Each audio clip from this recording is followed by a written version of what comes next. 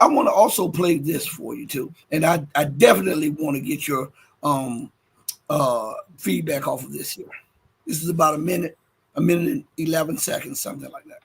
I do believe that the major problem that we are tackling now is in relation to the dollar as being the main currency used in the world. So dollar has become a weapon and it's been used against many countries. And so it's undermining the safety of the international financial system. So this is one thing that the BRICS might think of. And this is one thing that maybe the BRICS Bank, the New Development Bank, can be involved in the future with technical studies to see the availability of alternatives to dollar. I guess it has a relation to the polarizing situation that we're living in the world. So the crisis in Ukraine and all the support that the NATO and the Western Alliance is giving to Ukraine against Russia, all the sanctions against Russia, sanctions against Iran, sanctions against China, and all this new war against China in terms of technologies and in terms of economic issues.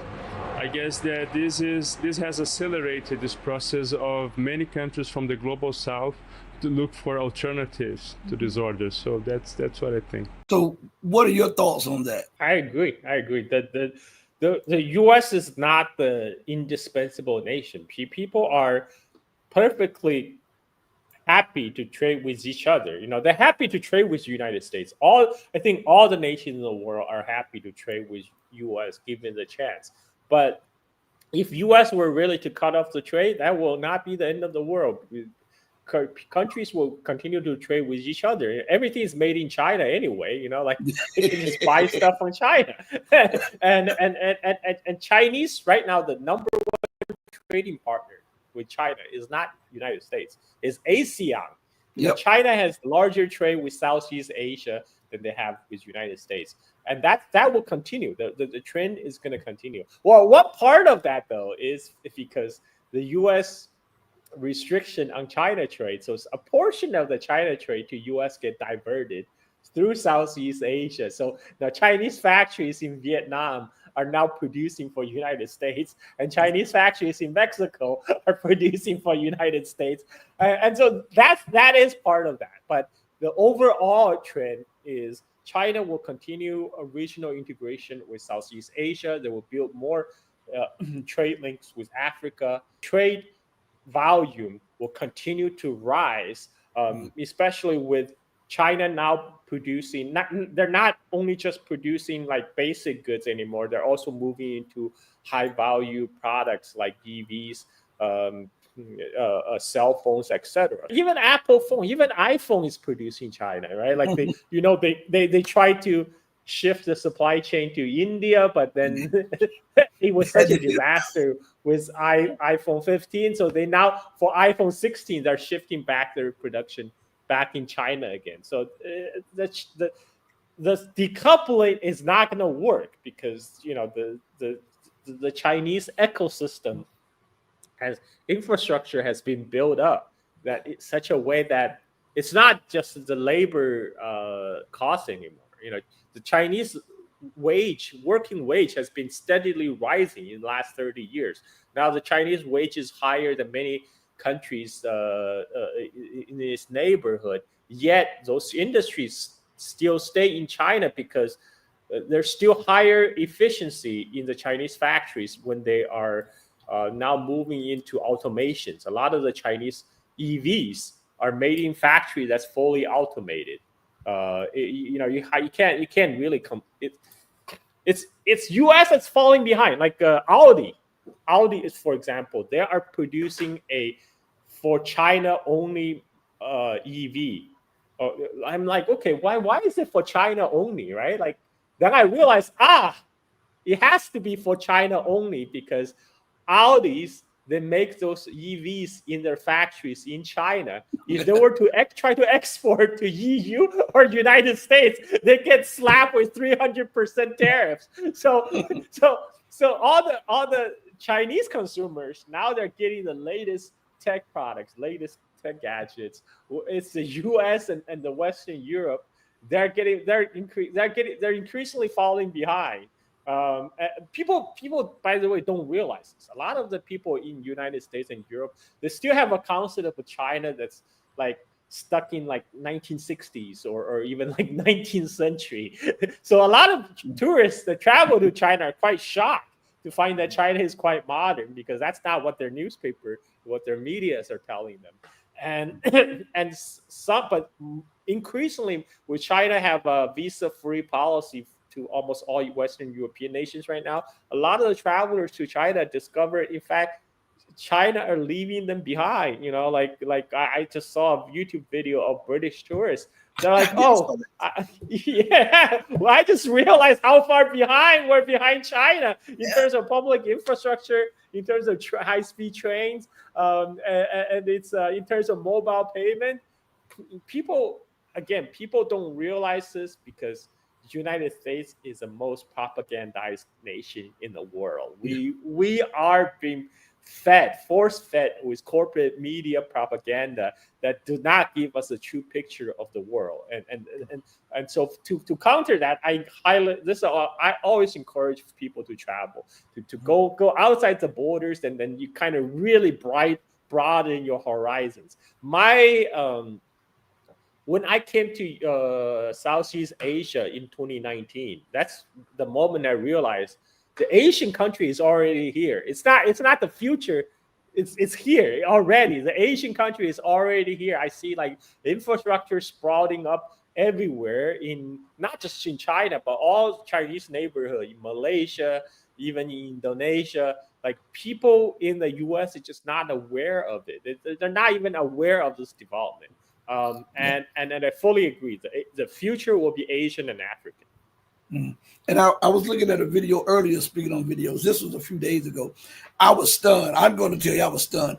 I saw the EVs in China, and the stuff that they were stacked with, and how much mileage they got, and how, I mean, it's like, it's unbelievable.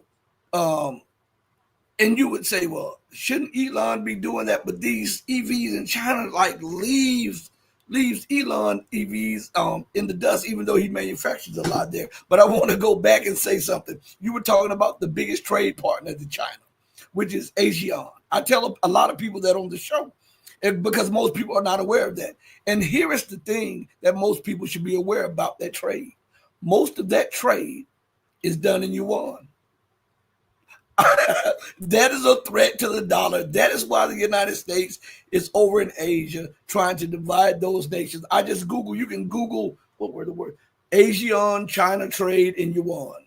And it comes up, it says, in the first 8 months of 2024, trade between China and the Association of Southeast Asian Nations was 4.5 trillion yuan. That's $633 billion. That is crazy. That is absolutely crazy. The volume of yuan that is being moved through the trade. Do you think that is one of the reasons that Mearsheimer is really trying to put focus on the Asia Pacific region? Absolutely, absolutely. I mean, Mearsheimer said, Asia Pacific is going to be the most important region in terms of economic development in the 21st century. This is why we shouldn't even bother with Europe or Middle East. That's not where the future is. Asia is where the future is. This is the area why United States need to dominate. That's why they need to confront and contain China. That's the whole underlying reason for Mearsheimer's strategy for United States. But as you said, the East Asia is already integrating with the Chinese economy. A lot of the trade with Asia consists of machine parts, different components exported from China to this region to be assembled, to be put together. There's no reason for the trade to be conducted in dollars. I mean, they're buying and selling from China and to China. And there's another reason, give it to the lie of the so-called freedom of navigation in South China Sea, because U.S. says, South China Sea is the most important sea lane in the world trade. Trillions of traffic, $1 trillion of trade going through. Well, yeah, 80%, more than 80% of the trade going through South China Sea is to and from China. Of course, it's one of the most important sea lanes in the world, but they don't need U.S. Navy to protect it because China is perfectly happy to see that trade remain secure because that's China's lifeline. But that's not the message we're getting in the United States. People in U.S. really think U.S. Navy is in South China Sea to protect the world trade. No, it's not. U.S. Navy is there to show China like we can screw your lifeline. We can mess with your vital trade spy route. That its whole purpose. It's the purpose is never to safeguard the trade. China never said they're gonna cut off the trade in South China Sea because that trade is to and from China itself. And so yeah, but this is a trend. This is the trend. I think it's almost irreversible at this point. The economic pull of China is just too great right now. Chinese investment in all of Southeast Asia dwarfs United States, with only exception of the Philippines, because the Philippines say they have voluntarily cut off all the trade links with China. So now, like they get more investment from I don't know the U.S. U.S. Military investment building up bases or something. But the rest of the Southeast Asia they're fully moving on ahead with the Asian century without United States. And Carl, that when I read that this little synopsis of the volume, the trade volume between China and ASEAN, it brought something to mind that pushed me right back to North Africa and West Asia, or what they call the Middle East or whatever.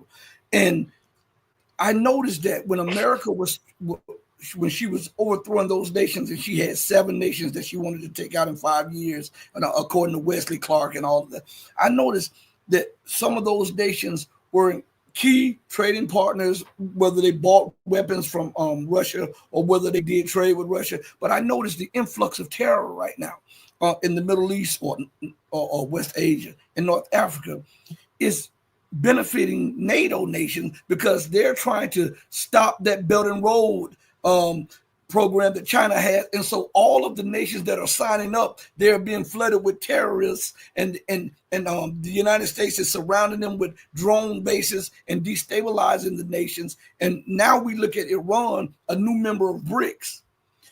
I think that they're trying to get into Russia and China's underbelly, and they're using Israel to do it, to attack Iran. They've already subjugated Iraq a little bit, but Iran is what they want because they believe that now if they get Iran, they'll have China and Russia surrounded, and they'll be able to control not only in their minds, the waterways in the South China Sea, the Malacca Strait, all the way around the Indian Ocean into the Arabian Gulf, Arabian Sea, and all of that stuff.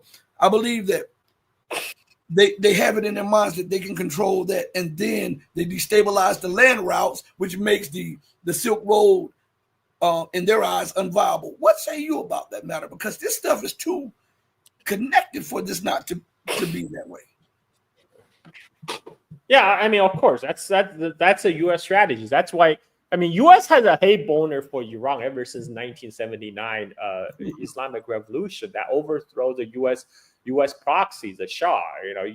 Iran was one of the linchpin of U.S. strategy in the Middle East, other than Israel, and suddenly losing out on Iran, which basically had enormous oil and gas deposit that was owned by BP, British Petroleum. Yep.